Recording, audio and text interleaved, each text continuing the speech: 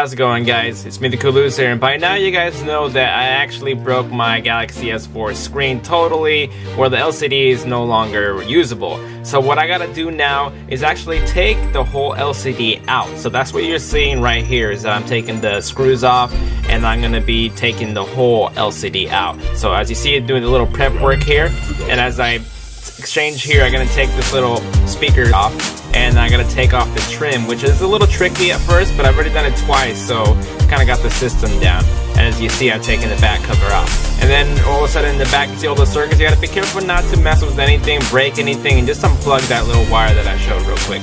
And then I taped the front because I'm gonna have to rip that off, so instead of getting a lot of splinters of glass everywhere, and you know, it's just really easy to take it off that way, and I don't have to cut myself. So you see I'm just taking it off from there.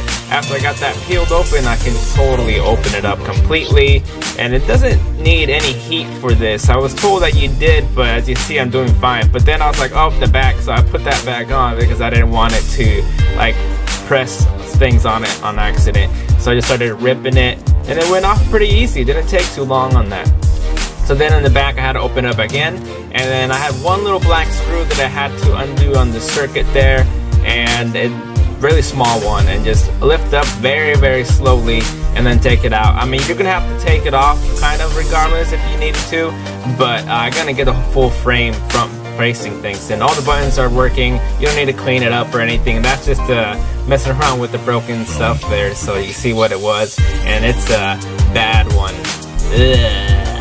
So now there's the new one, which is not really a OEM one. As you see, it is a knockoff, and it is glass, and it does work nicely, but it's not the official one. But anyways, I just tried to put it on to see imagine if I didn't break the thing, and this is how it would have gone. It would have gone perfectly fine with no issues, and then I would have just had to, you know, just put this back on. I mean, well, really didn't have to put this back on if I didn't mess up the screen, but just showing you, like, pretending that if I do get, when I do get my little front face with the LCD, it's going to be much easier because I cleaned it up already, and it's already ready for the LCD. So that's all I really need to do, and then I'll have a good looking S4 running again. It is 220 bucks for it, but I gotta do it because, you know, I have to.